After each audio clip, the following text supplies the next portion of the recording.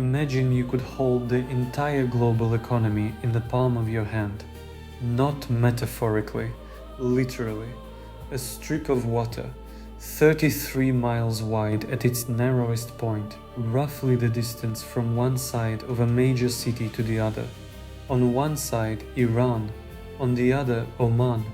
This is the Strait of Hormuz, and through this impossibly thin corridor flows approximately 20% of all the oil traded on Earth. Every supertanker heading from Saudi Arabia, Kuwait, Iraq, the UAE, and Iran itself must pass through here.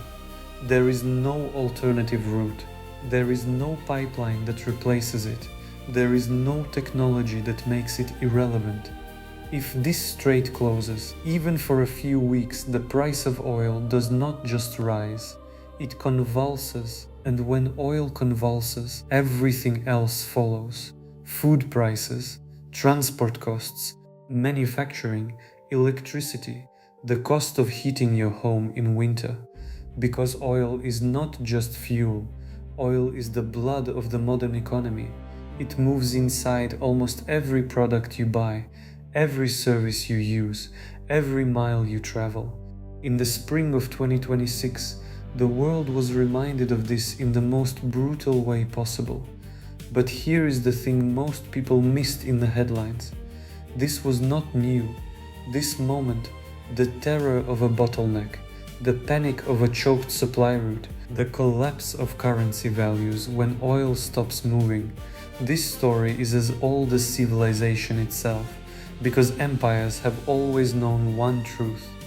Whoever controls the choke point controls the world, and the civilizations that forgot this lesson paid for their ignorance with economic collapse, hyperinflation, and in some cases, their very existence. Today we are going to travel through 3,000 years of history, from the Persian Empire's mastery of trade routes, to the Roman dependency on Egyptian grain ships, to the oil embargo of 1973 that nearly broke the dollar, and finally to the Strait of Hormuz today, and what all of this means for your money. My name is Max.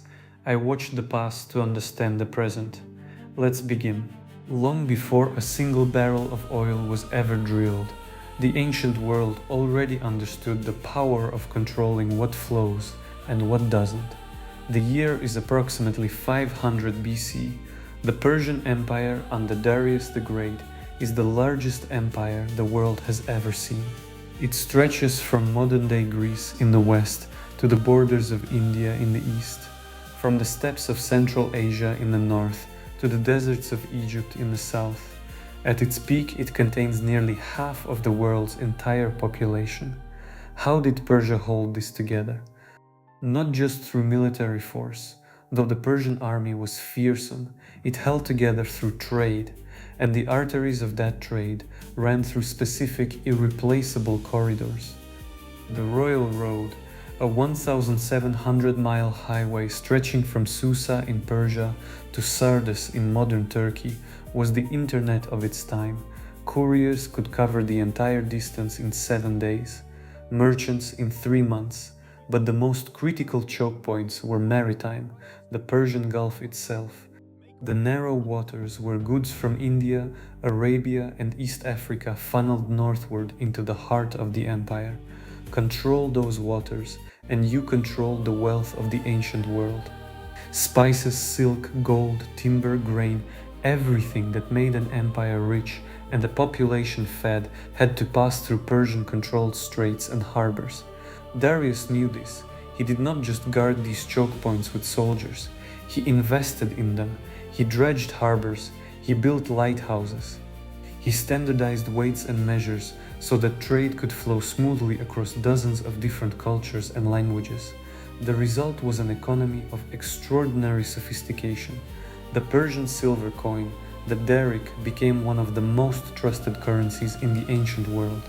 Not because it was forced on people at sword point, but because Persian trade routes worked, because the system delivered. When you control the flow of goods, you control the value of money. When the flow is reliable, currency is strong. When the flow is disrupted, currency suffers. This was the first great lesson of chokepoint economics, and the Persians taught it to the world.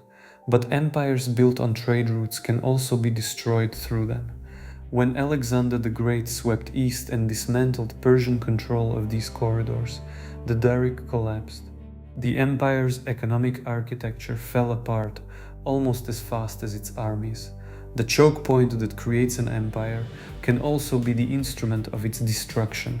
Remember this, we will return to it. Now move forward roughly 400 years. The Roman Empire has replaced Persia as the dominant power of the known world. Rome at its height feeds a city of 1 million people. 1 million people in the ancient world. That is an almost incomprehensible number. Modern London did not reach 1 million until the early 1800s. Ancient Rome hit that number 2000 years earlier, and feeding 1 million people in a city surrounded by Italian farmland that was never sufficient. This required a supply chain of breathtaking scale. The answer was Egypt.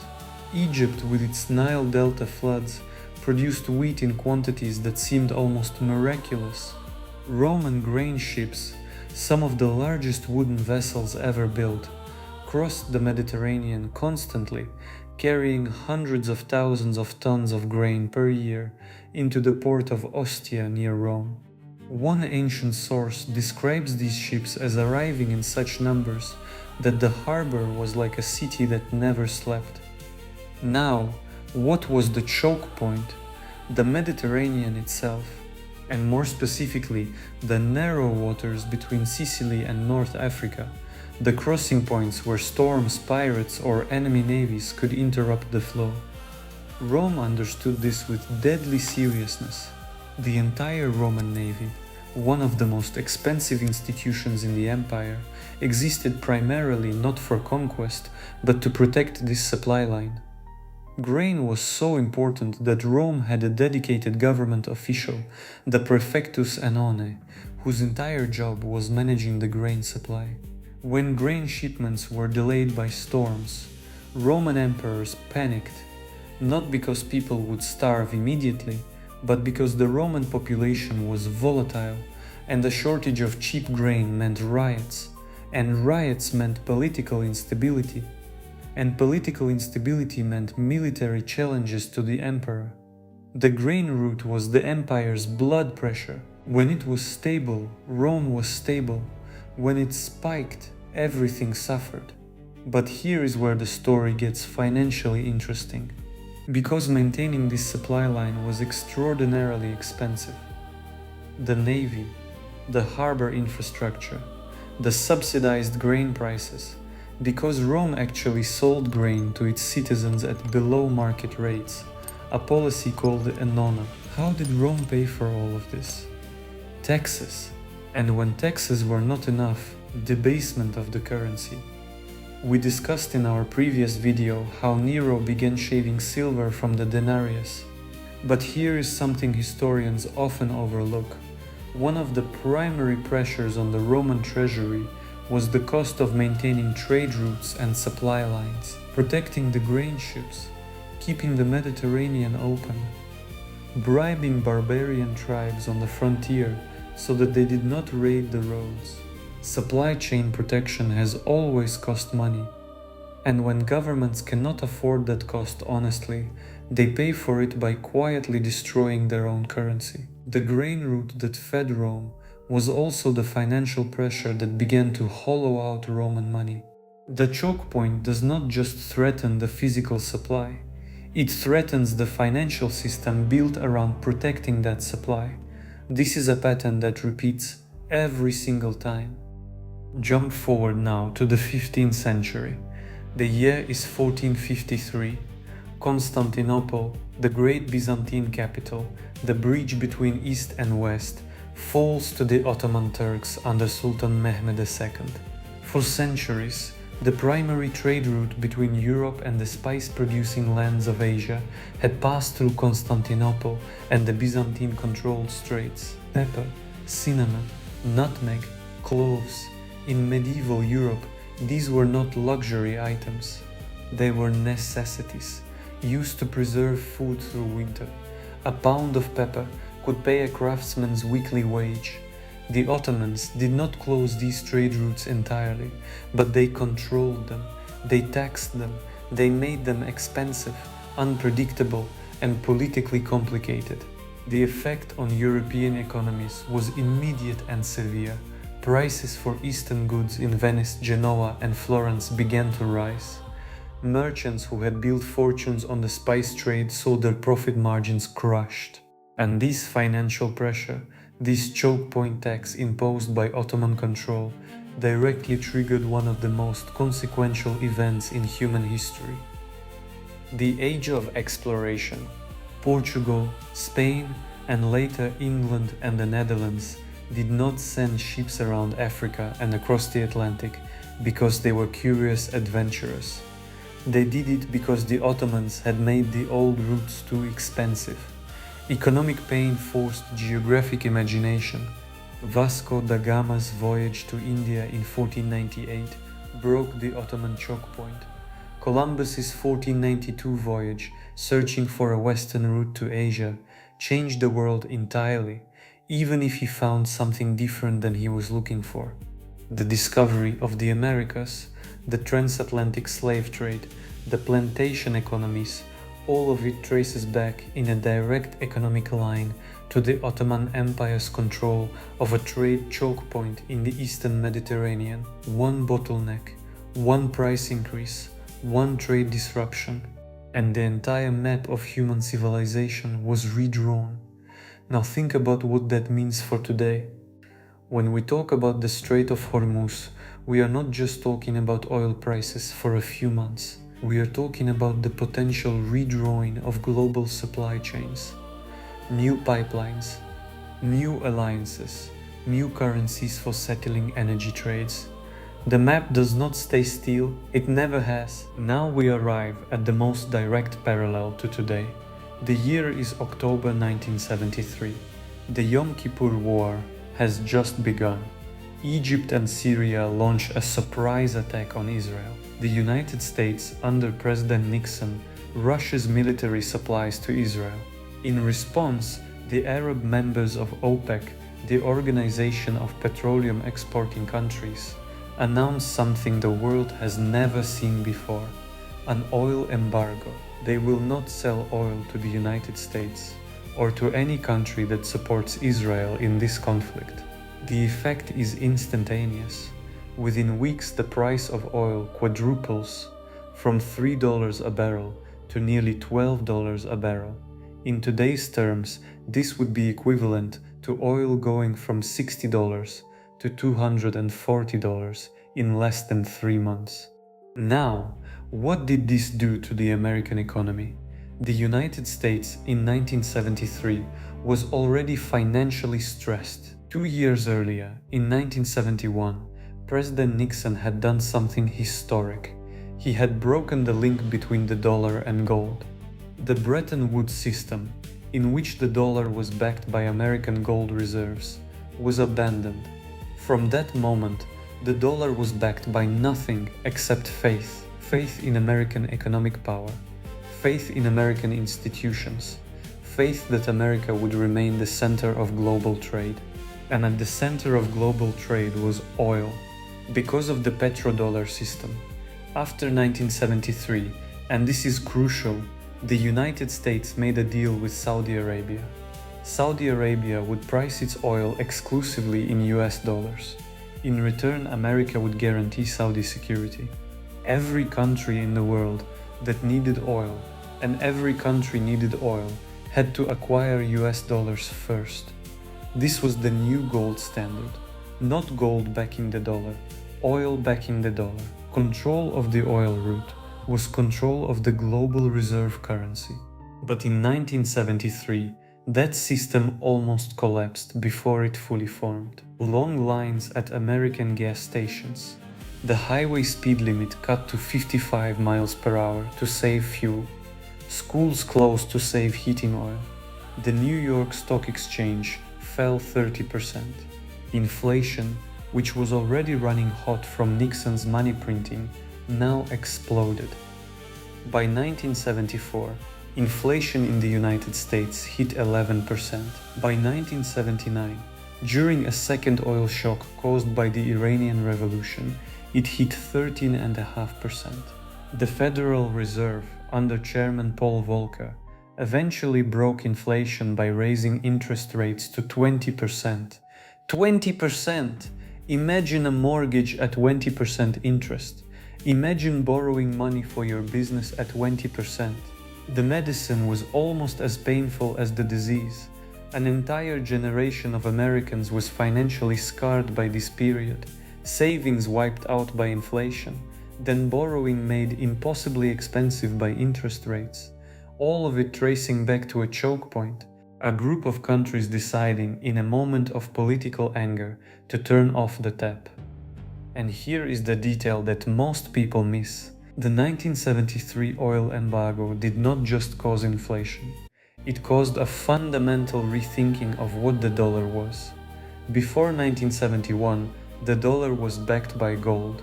After the petrodollar deal of the 1970s, the dollar was effectively backed by oil, by the guarantee that global energy trade would always use dollars. The Strait of Hormuz is not just an oil route, it is the physical foundation of the dollar's global dominance. When it is threatened, the dollar is threatened.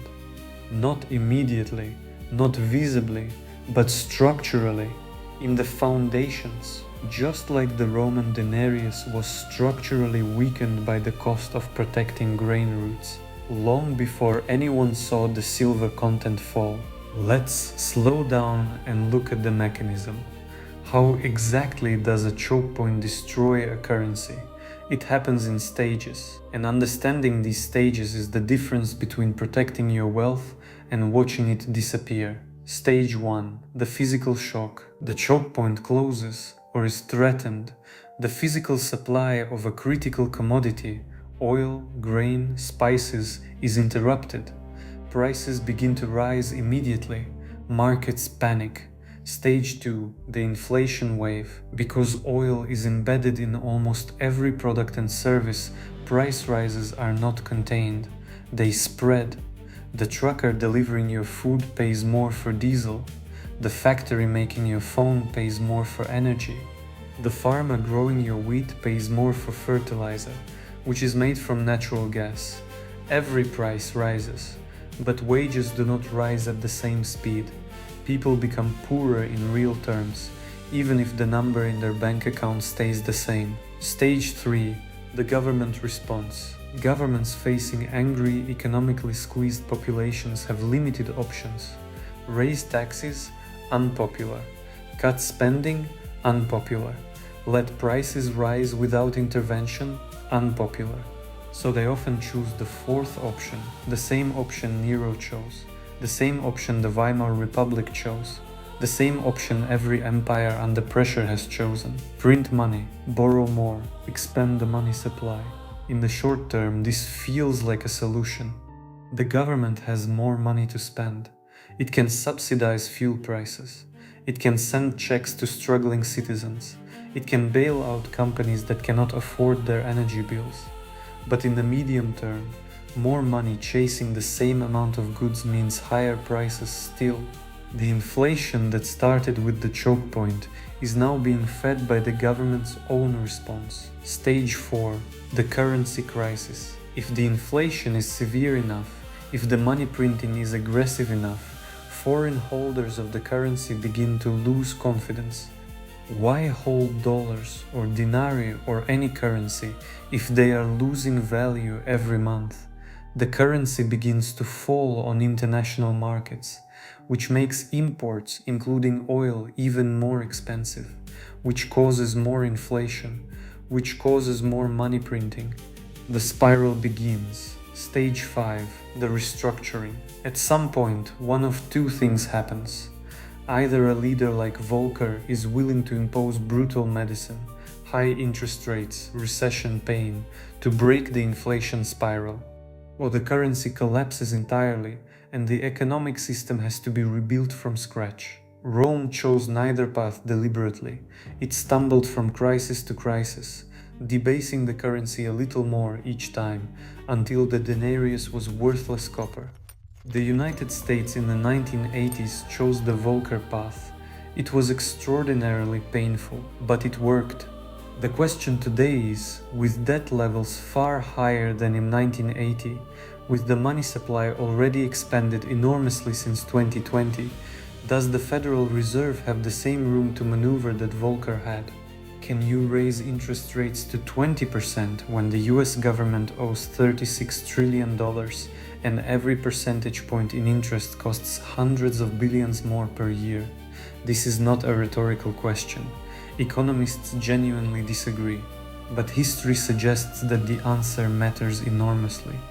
Not all choke points are equal.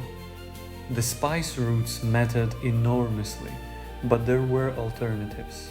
Europe found them. The grain routes to Rome mattered, but Rome had other food sources, even if inferior. The Strait of Hormuz is different, and it is worth understanding exactly why. Through this 33-mile strip of water flows approximately 20% of all globally traded oil, but that number understates the real concentration. Consider Saudi Arabia, the world's largest oil exporter, ships virtually all of its exports through the strait. So does Kuwait, so does Iraq, so does the UAE, one of the world's largest producers. So does Qatar, the world's largest exporter of liquefied natural gas. There is no pipeline of sufficient scale to replace this. The East-West pipeline through Saudi Arabia, the Habshan-Fujairah pipeline through the UAE. These can divert perhaps 4 million barrels a day. The strait carries 18 to 20 million barrels a day. The alternatives are not alternatives. They are relief valves, small ones. And here is something else. The Strait of Hormuz has never fully closed in the modern era. Not during the Iran-Iraq War of the 1980s, when both sides attacked tankers in the strait. Not during the 1987-1988 tanker war, when the United States Navy directly engaged Iranian forces to keep it open. Not once in the entire history of the modern oil market has this strait been fully, lastingly shut. Which means we have no real data on what a closure actually does to the global economy. The 1973 embargo was not a closure of the strait. It was a political decision to stop sales. Supply was restricted, but the physical route remained open. A genuine closure of the Strait of Hormuz would be something new under the sun, an event without modern historical precedent. Economists can model it, war-game scenarios can simulate it, but the truth is, nobody knows exactly what happens. And markets hate uncertainty more than almost anything else, which is why the mere threat of closure is itself an economic weapon of enormous power. Iran has known this for decades. It has built its entire deterrent strategy around this one geographic fact. You may destroy our military, you may kill our leaders, but as long as we can threaten the strait, we threaten the global economy, we threaten the dollar, we threaten you. It is the ultimate asymmetric weapon. A country of 80 million people with a severely damaged economy, holding a gun to the head of a $20 trillion global energy system. The Persians understood choke points 3,000 years ago. Their modern descendants understand it still. History does not only show us who suffers when trade routes are disrupted. It also shows us very clearly who survives. And this is perhaps the most practically useful part of the entire story. Because in every choke point crisis throughout history, while the majority of people suffered, a minority preserved and sometimes even grew their wealth. Who were they? First, holders of real assets. In ancient Rome, when the grain routes were disrupted and inflation accelerated, landowners did relatively well. Their land still produced crops. The value of the land did not disappear with the debasement of coins. In 1973, American real estate served as a partial hedge against inflation. Hard assets, things that exist in physical reality, tend to hold value when paper money is being destroyed. Second, holders of the commodity itself. During the 1973 oil shock, countries and companies that controlled their own oil production were insulated from, or actively benefited from, the price spike. The same was true in ancient times. Egyptian landowners who grew grain were the last people worrying about Rome's supply chain crisis. They were selling into a seller's market. Third, holders of the new reserve asset. After the 1973 shock, the petrodollar system concentrated enormous wealth in the hands of countries that priced and saved in dollars. After the fall of Constantinople disrupted spice routes, wealth flowed to those who funded the new sea routes, the Portuguese crown, the Spanish monarchy, later the Dutch East India Company. The chokepoint crisis always reshuffles the financial deck. The old winners sometimes become losers. New winners emerge around whatever replaces the old system. And today, the current crisis raises questions that historians will eventually answer with certainty, but that we must navigate in real time. Is the petrodollar system, in which oil is priced in dollars, giving the dollar structural global demand, beginning to crack? China and Russia have been settling some oil trades in non-dollar currencies for years. Saudi Arabia has quietly discussed accepting yuan for Chinese oil purchases. The BRICS nations have openly discussed alternatives to the dollar-dominated system. None of this has yet replaced the dollar. The dollar remains, by a wide margin, the world's dominant reserve currency. But the trend lines are worth watching. Because history says this: when a choke point is disrupted, the financial architecture built around it is never quite the same again. The question for you, as an individual, is not to predict exactly what replaces what. The question is whether your financial life is entirely dependent on one system, one currency, one assumption about how the world will work tomorrow. Because every citizen of Rome who kept all their wealth in denarii discovered the hard way what happens when that assumption breaks. 33 miles, that is all it takes. 33 miles of water to hold the global economy hostage. The Persians knew it. The Romans felt the softer version of it, with grain instead of oil. The Ottomans used their version of it to reshape the entire map of the world. The Arab oil producers weaponized it in 1973 and nearly broke the dollar. And now in 2026, the world is living through the first genuine modern test of what happens when this strait is actually threatened at scale. The headlines will tell you about missiles and deadlines and ceasefires. But beneath the headlines, the deeper story is older than any nation alive today. It is the story of choke points, of the terrible fragility built into every civilization that depends on the uninterrupted flow of the things that keep it alive. Rome did not think its grain supply could fail. Medieval Europe did not think the spice routes could be cut. America in 1973 did not seriously believe Arab nations would coordinate an oil embargo. Every generation discovers, with shock and economic pain, that the system they assumed was permanent was actually held together by a few critical threads, and that those threads run through geography, not just technology or military power. History does not care about your assumptions. It does not care about your economic models. It cares about whether the ships can get through. And right now, today in 2026, for the first time in modern history, that question is genuinely open: whether the ceasefire holds, whether the negotiations succeed. whether the strait reopens fully, partially, or not at all. These are not just geopolitical questions.